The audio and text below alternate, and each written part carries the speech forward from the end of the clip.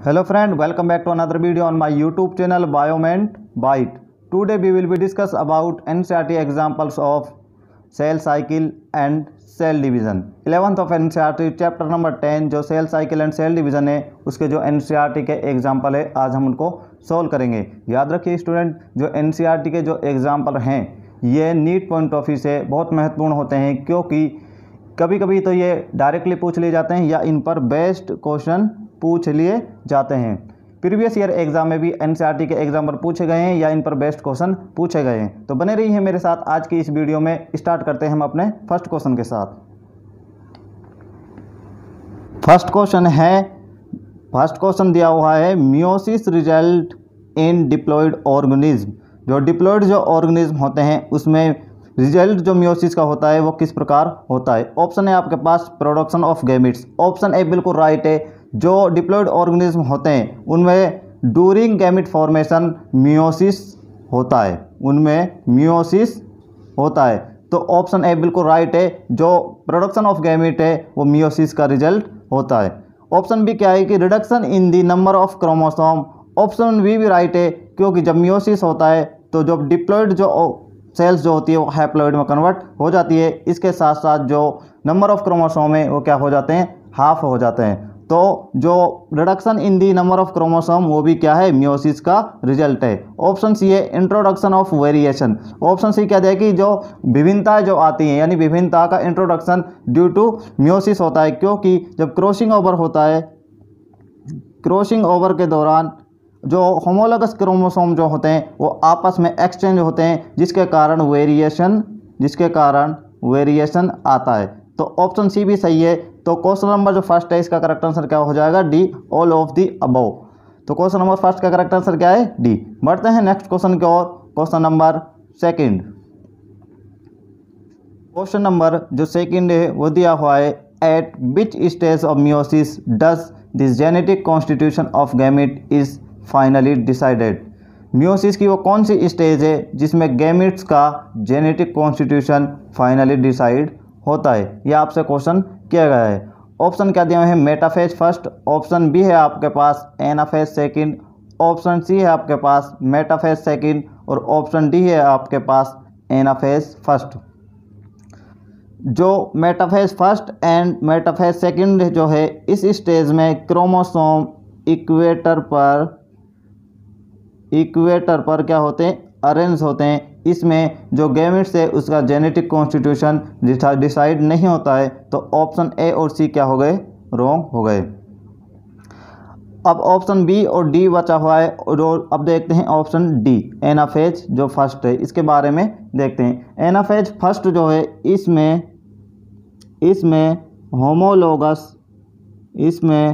Homologous जो chromosome है उसका सेग्रीगेशन होता है। होमोलोगस जो क्रोमोसोम जो होते हैं उनका सेग्रीगेशन कहाँ पर होता है, एनाफेज फर्स्ट में। लेकिन इसमें सेंट्रोमियर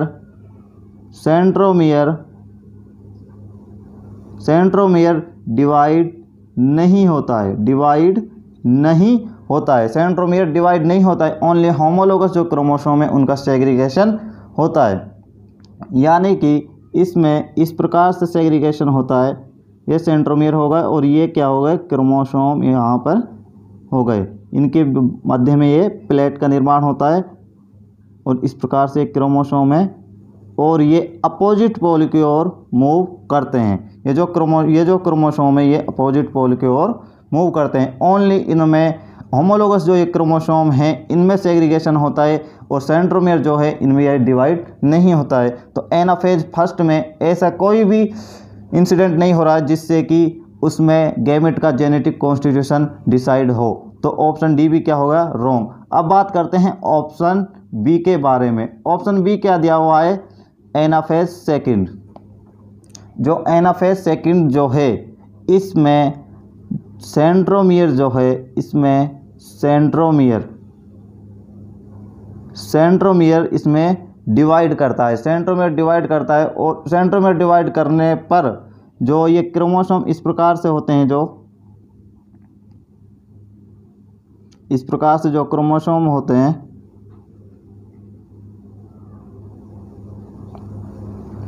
इस प्रकार से जो क्रोमोसोम होते हैं, जब प्रोफेज फर्स्ट जो होती है उसकी पैकाइटिन अवस्था में, इनमें क्रॉसिंग ओवर के दौरान ये जो क्रोमोसोम है इसकी आर्म का कुछ पार्ट इसमें आ जाता है और इसकी जो आर्म है इसका पार्ट कुछ इसमें चला जाता है ड्यूरिंग द क्रॉसिंग ओवर।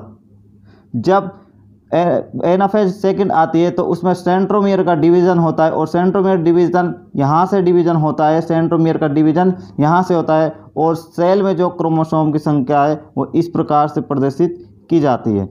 इस प्रकार से यहाँ से डिवाइड होने के पश्चात इस प्रकार से एक क्रोमेटिड अलग हो जाता है और एक क्रोमेटिड इस प्रकार से यहाँ पर बनता है और इसी प्रकार इसमें होता है, इसी प्रकार से इसमें होता है और यहाँ से डिवाइड होने के पश्चात एक क्रोमेटिड इस प्रकार बनता है। तो जो एनाफेज सेकंड है उसमें सेंट्रोमियर डिवीज़न के पश्चात नॉन क्रॉसिंग ओवर क्रोमेटिड और क्रॉसिंग ओवर क्रोमेटिड का निर्माण होता है और ये जो क्रॉसिंग जो ओवर होते हैं ये जेनेटिक कॉन्स्टिट्यूशन को फाइनली डिसाइड करते हैं। तो क्वेश्चन नंबर 2 का करेक्ट आंसर क्या हो जाएगा? B, anaphase second. और क्रॉसिंग ओवर के थ्रू ही जो वेरिएशन जो आते हैं ऑर्गेनिज्म में वो क्रॉसिंग ओवर के थ्रू ही आते हैं। तो क्वेश्चन नंबर 2 जो है इसका करेक्ट आंसर क्या हो जाएगा? बी इसका करेक्ट आंसर हो जाएगा। नेक्स्ट क्वेश्चन की ओर बढ़ते हैं। Question number 3।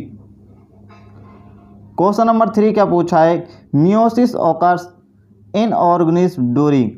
क्वेश्चन नंबर 3 क्या पूछा है कि मियोसिस ऑर्गेनिज्म में किसके दौरान होता है? ऑप्शन है आपके पास सेक्सुअल रिप्रोडक्शन, ऑप्शन बी है वेजिटेटिव रिप्रोडक्शन, ऑप्शन सी है both sexual and vegetative reproduction, option D है आपके पास none of the above.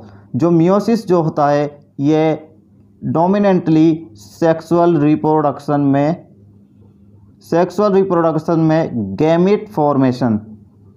Gamete जो फॉर्मेशन है उसमें हेल्प करता है। तो क्वेश्चन नंबर 3 का करेक्ट आंसर क्या हो जाएगा? A, sexual reproduction. बढ़ते हैं नेक्स्ट क्वेश्चन की ओर। Question number 4। क्वेश्चन नंबर 4 क्या दिया हुआ है? During anaphase first of meiosis. Anaphase first के दौरान जो मियोसिस जो होता है उसमें क्या होता है? ऑप्शन है आपके पास homologous chromosome separate, option B है non homologous chromosome separate, option C है सिस्टर क्रोमेटिड सेपरेट और ऑप्शन डी है आपके पास नॉन सिस्टर क्रोमेटिड सेपरेट। तो क्वेश्चन नंबर जो 4 है इसका करेक्ट आंसर होगा ए, होमोलोगस जो क्रोमोसोम जो होते हैं उनका पृथक्करण होता है, सेग्रीगेशन होता है एनाफेज फर्स्ट में। और एनाफेज फर्स्ट में होमोलोगस क्रोमोसोम का सेग्रीगेशन होता है, बट जो सेंट्रोमियर है उसका डिवीज़न नहीं होता है। इसका डिवीज़न जो होता है वो होता है एनाफेज सेकंड में। तो क्वेश्चन नंबर 4 है इसका करेक्ट आंसर क्या हो जाएगा? ए इसका करेक्ट आंसर हो जाएगा। नेक्स्ट क्वेश्चन की ओर बढ़ते हैं। Question number 5। क्वेश्चन नंबर 5 दिया हुआ है माइटोसिस इज कैरेक्टराइज्ड बाय। जो माइटोसिस है यानी समसूत्री विभाजन है उसका लक्षण क्या है? ऑप्शन है आपके पास रिडक्शन डिवीज़न। जो रिडक्शन डिवीज़न जो होता है ये होता है मियोसिस में। किस में होता है? ये होता है मियोसिस में। इसमें जो सेल्स के डिप्लॉयड जो क्रोमोसोम होते हैं वो हैप्लॉयड क्रोमोसोम में कन्वर्ट होते हैं। ये रिडक्शन डिवीज़न कहाँ होता है? मियोसिस में। ऑप्शन बी है equal division. Option B right है क्योंकि माइटोसिस जो होता है उसमें इक्वल डिवीज़न होता है। इसमें डिप्लॉयड क्रोमोसोम से डिप्लॉयड क्रोमोसोम की सेल्स बनती है या हैप्लॉयड क्रोमोसोम की सेल्स से हैप्लॉयड क्रोमोसोम की सेल्स बनती है। तो ऑप्शन बी क्वेश्चन नंबर 5 का करेक्ट है, इक्वल डिवीज़न। बढ़ते हैं नेक्स्ट क्वेश्चन की ओर। Question number 6। क्वेश्चन नंबर 6 क्या दिया हुआ है? A bivalent of meiosis first consist of. Question number 6 क्या है कि एक जो बाईवेलेंट जो होता है मियोसिस फर्स्ट में उसमें क्या क्या इंक्लूड होता है? याद रखना स्टूडेंट, जब वैलेंट वर्ड यूज़ करे तो इसका मीनिंग होता है नंबर ऑफ। इसका मीनिंग क्या होता है कि नंबर ऑफ सेंट्रोमियर। यदि क्वेश्चन में वैलेंट वर्ड यूज़ हो रहा है तो उसका मीनिंग होता है कि नंबर ऑफ सेंट्रोमियर, यानी कि वह सेंट्रोमियर की बात कर रहा है। यदि क्वेश्चन में डायाड का मीनिंग यानी ए और डी यूज़ हो, यदि क्वेश्चन में ए और डी यूज़ हो तो वो बात कर रहा है नंबर ऑफ क्रोमेटिड।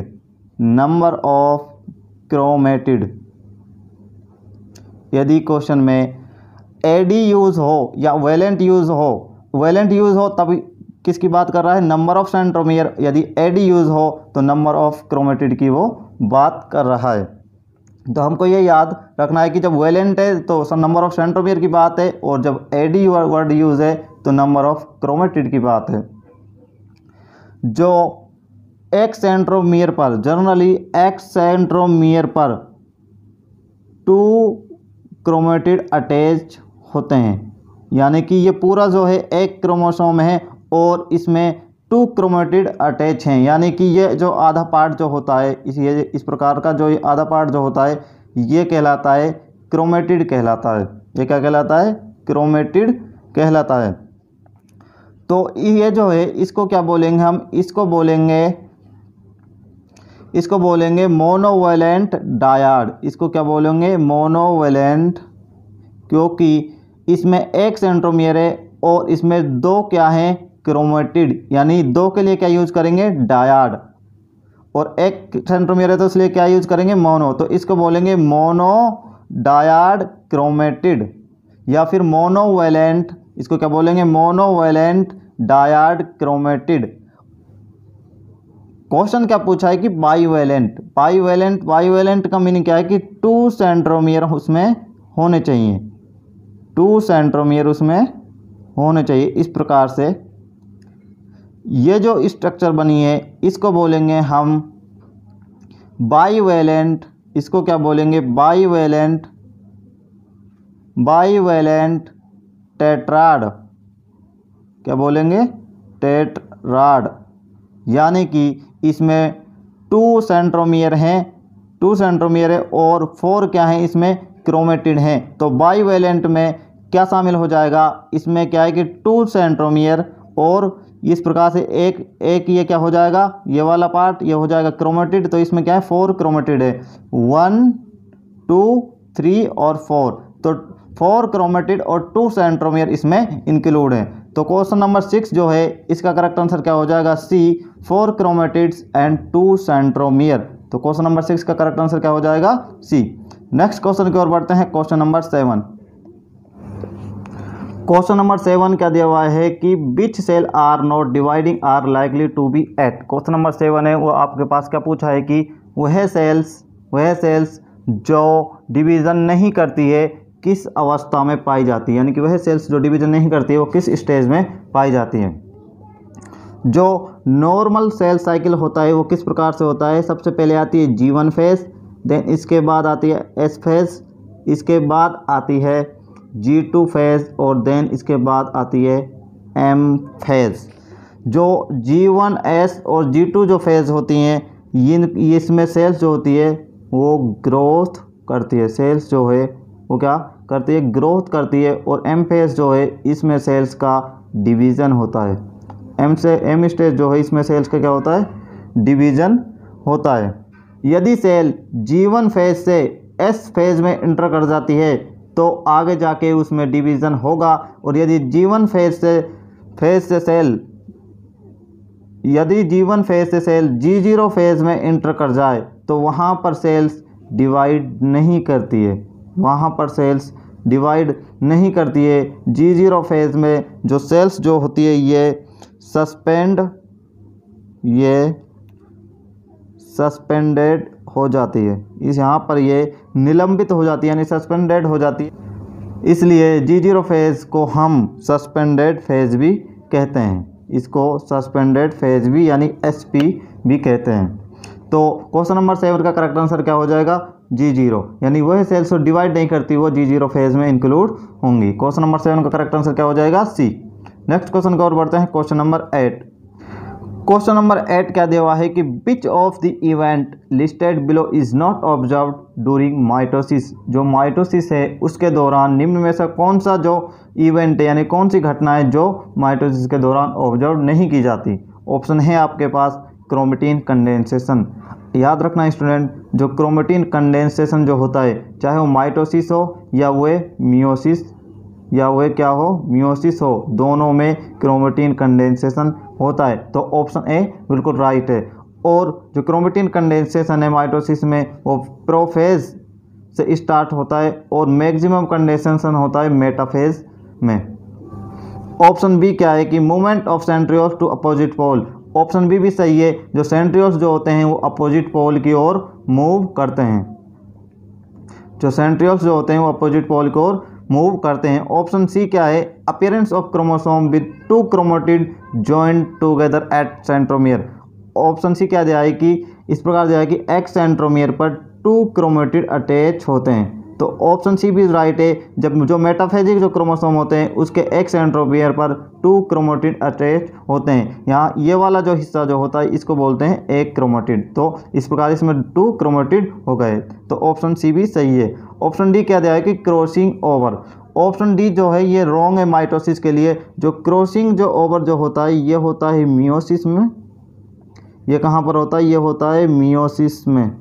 और मियोसिस में जो प्रोफेज फर्स्ट जो है प्रोफेज फर्स्ट की पैकाइटिन स्टेज में पैकाइटिन जो स्टेज है वहाँ पर क्रॉसिंग ओवर होता है। तो ऑप्शन डी जो है वो माइटोसिस के लिए क्या है, रॉन्ग है। तो क्वेश्चन नंबर 8 का करेक्ट आंसर क्या हो जाएगा, डी क्रॉसिंग ओवर। बढ़ते हैं नेक्स्ट क्वेश्चन की ओर। Question number 9।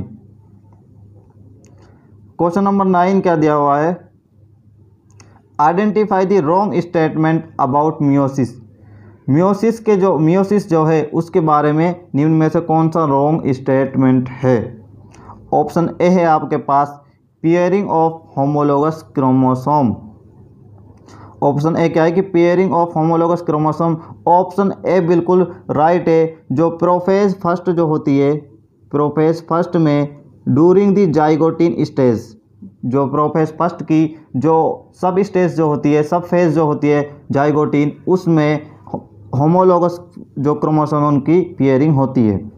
तो ऑप्शन ए बिल्कुल राइट है।